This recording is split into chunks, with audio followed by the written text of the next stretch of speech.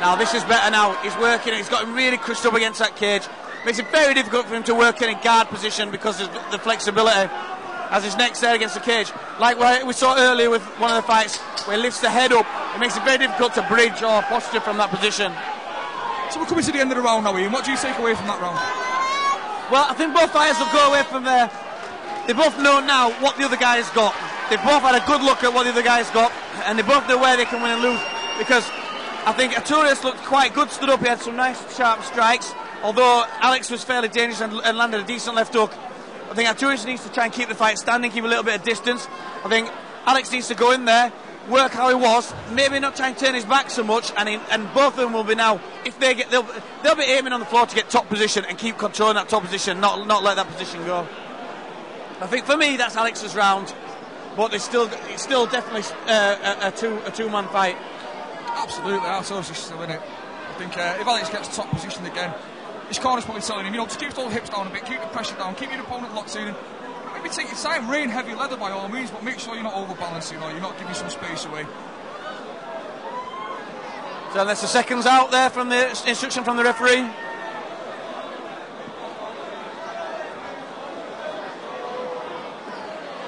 There we see Tom Blackledge leaving the cage.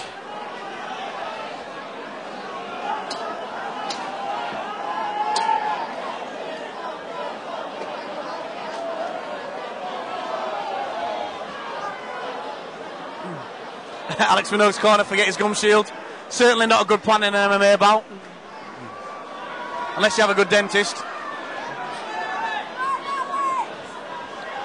Okay, Arturas comes out with 2 low kicks and an inside low kick. Yeah, certainly he was trying to keep the strike in there, but Alex took a couple of shots there just to close the distance and get in the clinch. Knee there again. Alex is quite proficient with the knee from the clinch. He's got quite a nice knee. I was just thinking the same thing. I think once he gets into that clinch, he's very, very strong in the clinch position. He works it well, working the knees, the strikes. However, again, he turns his back. I mean, this is something... And yet he's got the reversal again. Certainly.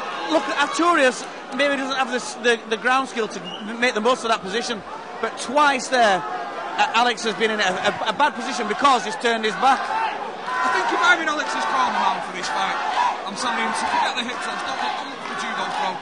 Maybe if you want to get the fight to the floor, take maybe a big overhand right and a single leg, something like that. Certainly. I mean, if he gets in there and he's got the underhook, fair enough, go for it. But don't go for the playground headlock, the hip toss around the head.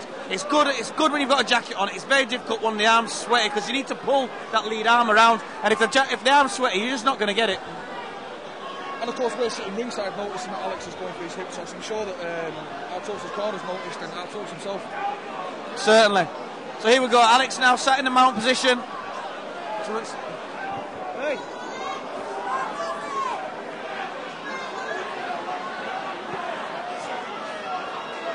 So there, now this is what we were looking for earlier. Alex is standing up and he's starting to push his hips in to work that position. So at the moment, Arturas cannot really do anything much from the ground. But what he needs to do is keep turning his hips to face the cage so that he can keep in that position, and he needs to use that to work strikes. I wouldn't be worrying too much about passing guard at this point.